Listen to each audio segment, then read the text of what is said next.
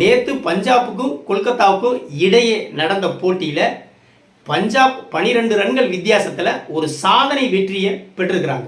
IPL வரலாற்றிலேயே 111 ரன்களை மட்டும் அடித்து அதை டிபெண்ட் பண்ணி ஜெயிச்சதுனால இது ஒரு சாதனை வெற்றியாக பதிவாயிருக்கு.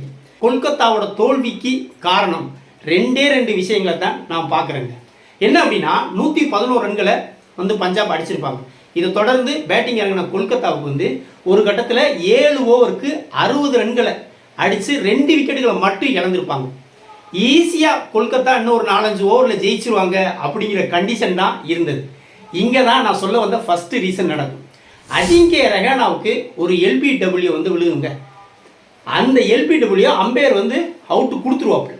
ஆனால் அஜிங்கே ரஹானா அதை டிஆர்எஸ் ரிவ்யூ எடுத்திருந்தாப்புல அப்படின்னா அது நாட் அவுட்னு வந்திருக்கும். ஏன்னா டிஆர்எஸில் தெளிவாக தெரியுது பந்து ஸ்டிக்கை விட்டு விலகிடுது. ஆனால் அஜிங்கே ரஹானா அங்கே ஒரு தவறு செய்வாப்புல. என்ன அப்படின்னா, சரி 60 ரன் அடிச்சிட்டோம், இன்னொரு 50 ரன் தான் அடிக்க வேண்டியிருக்கு, கைவசம் 8 விக்கெட் இருக்குது, அதனால் நம்ம பசங்க அடிச்சிருவாங்க அப்படிங்கிற ஒரு மைண்ட் செட் அவர்கிட்ட இருந்திருக்கு. அதனால் அவுட்டுன்னு கொடுத்த உடனே யோசிக்காமல் ரிவ்யூ எடுக்காமல் போயிடுவாப்புல. இந்த தவறுக்கு அவர் கொடுக்க வேண்டிய விலை ரொம்ப பெருசாக இருந்துச்சுங்க. அந்த அவுட்டை போன உடனேயே அடுத்தடுத்து சீட்டு கட்டு மாதிரி கொல்கத்தாவுக்கு விக்கெட்டு சரிஞ்சு கடைசியில் 12 ரன்கள் வித்தியாசத்தில் தோல்வியை தழுவுறாங்க. என்னை கேட்டால் அந்த அஜிங்கே ரஹானா ரிவ்யூ எடுக்காமல் போனது தோல்விக்கான ஒரு மிகப்பெரிய காரணமாக அமைஞ்சிருச்சு. ஆனால் அந்த நேரத்தில் அதை நினைச்சே பார்த்துருக்க மாட்டாங்க கேகேஆர் அணி. இது ஒரு ரீசன். ரெண்டாவது ரீசன் என்ன அப்படின்னா, கேகேஆர் ஒரு கட்டத்தில் 13 ஓவருக்கு 77 ரன்கள் அடித்து 8 விக்கெட்டுகளை இழந்திருப்பாங்க.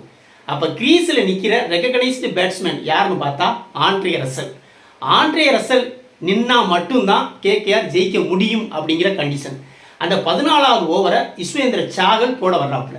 அது வரைக்கும் 3 ஓவர் போட்டிருந்த யுஸ்வேந்திர சாகல் 3 விக்கெட் எடுத்திருக்காப்புல. மேட்சை போட்டியை திருப்பினதே யுஸ்வேந்திர சாகல் தான்.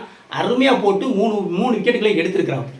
அந்த கடைசி ஓவரை போட வர்றாப்புல ஆண்ட்ரே ரசல் முடிவு பண்ணிட்டாப்புல, இனி அடிச்சா தான் ஜெயிக்க முடியும் அப்படின்னு. அந்த 14வது ஓவரில் மனுஷன் அடிப்பான் பாருங்க, 2 6 1 4 தொடர்ச்சியாக யுஸ்வேந்திர சாகல் பால வெளுத்து தள்ளிடுவான் மனுஷன். அப்போ 75லேருந்து 77லேருந்து பட்டுன்னு ஸ்கோர் 95 ரன்னுக்கு வந்துடும். இன்னும் 17 ரன்கள் அடித்தா வெற்றி பெறலாம் அப்படிங்கிற ஒரு ஈஸியான ஒரு சூழலுக்கு மேட்ச் கொல்கத்தா பக்கம் மாறிடும்.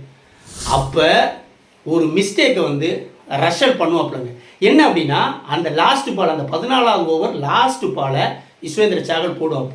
அப்போ என்ன செஞ்சுருக்கணும், ரசல் அந்த பாலை சிங்கிள் எடுத்து ரொட்டேட் பண்ணி மாற்றிருக்கணும். ஏன்னா இந்த பக்கம் நிற்கிறது பவுலர்.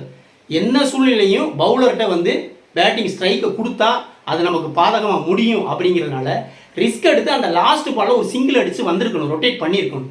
ஆனால் என்ன செய்வாப்புல, சிங்கிள் அடிக்கத்தான் நிற்பாப்புல. ஆனால் பால் ஆஃபில் கொஞ்சம் விலகி போகவும் பேசாமல் அது ஒய்டாக்க நினச்சி விட்டுருவாப்புல. ஆனால் அம்பையர் ஒய்டு கொடுக்க மாட்டாங்க. கடைசி நேரத்தில் நீங்கள் அந்த ரிஸ்க்கை எடுக்கவே கூடாதுங்க. பந்தை எப்படி போட்டாலும் நீங்கள் அதை டிஃபெண்ட் பண்ணி ஒரு சிங்கிள் ரொட்டேட் பண்ணியிருக்கணும். ஆனால் ரசல் அந்த சிங்கிளை ரொட்டேட் பண்ணாதது தோல்விக்கான 2வது காரணமாக அமைஞ்சு போச்சுங்க. அதை ரொட்டேட் பண்ணாமல் அந்த 15வது over Vaibhav bowler Vaibhav face பண்ணுவாப்புல. அந்த 15வது ஓவர் போட அர்ஷித் சிங்கை உடனே கொண்டு வருவாப்புல ஸ்ரேயஸ் ஐயர். ஸ்ரேயஸ் ஐயர் செம்மையாக கேப்டன்ஷிப் பண்ணுவாப்புல. அந்த மனுஷன் டக்குன்னு பவுலர் அங்கங்கே மாற்றி கீத்தி மனுஷன் சரியான ஒரு கேப்டன்ஷிப் பண்ணுவான். டக்குன்னு அர்ஷித் சிங்கை கொண்டு வருவாப்புல. நிற்கிறது பவுலர் வைபவ். அந்த ஓவரில் 5 டாட் பாலை போட்டு 6வது பாலில் வைபவா அவுட் ஆகுவாப்புல அர்ஷித் சிங். நம்ம ரஷல் அந்த பாலை ரொட்டேட் பண்ணியிருந்தாப்புல அப்படின்னா நிச்சயமாக அர்ஷித் சிங் பாலை ஃபேஸ் பண்ணியிருப்பாப்புல. ஹிட் பண்ணி அடிக்கக்கூடிய வாய்ப்புகள் 90% இருந்திருக்கு. அந்த பாலை ரொட்டேட் பண்ணாதனால வைபவ் 5 டாட் பால் ஆக்கி 6வது பால் அவுட் ஆகிடுவாப்புல. 9 விக்கெட் போயிடும். அப்போ அடுத்த ஓவரில் ப்ரெஷர் ரசலை நல்ல ப்ரெஷர் நெருக்கடி அதிகமாகிடும். ஏன்னா கடைசி விக்கெட்டு அடிச்சே ஆகணும். அப்போ அதுக்கு அடுத்த ஓவர் யான்சன் போட்டு ஃபஸ்ட்டு பால்லையே போல்ட் ஆகி அவுட் ஆகிவாப்புல. 12 ரன்கள் வித்தியாசத்தில் கேகேஆர் தோல்வியை தடுக்கிடுவாங்க. என்னையை பொறுத்த வரைக்கும் இந்த 2 விஷயம்தான். ரஹானா டிஆர்எஸ் ரிவ்யூ எடுக்காமல் ரொம்ப அசால்ட்டாக ஈஸியாக ஜெயிச்சிடலாம் அப்படின்னு நினச்சிட்டு டிஆர்எஸ் எடுக்காமல் போனது ஒரு ரீசன். 2வது ரீசன், ரசல் அந்த சாகல் ஓவரில் 16 ரன்களை அடிச்சுட்டு லாஸ்ட் பாலில் சிங்கிள் ரொட்டேட் பண்ணாமல் பவுலர்கிட்ட ஸ்ட்ரைக்கை கொடுத்தது 2வது மிகப்பெரிய மிஸ்டேக். இந்த 2 மிஸ்டேக்னால தான் மிக கம்மியான ஸ்கோரான 111 ரன்களை அடிக்க முடியாமல் 12 ரன்கள் வித்தியாசத்தில் கேகேஆர் தோல்வியை தழுவிட்டாங்க. வீடியோ பிடிச்சிருந்தா லைக் கமெண்ட் பண்ணுங்கள். குறிப்பாக சப்ஸ்கிரைப் பண்ணுங்கள். மற்றும் ஒரு வீடியோவில் சந்திப்போம். நன்றி.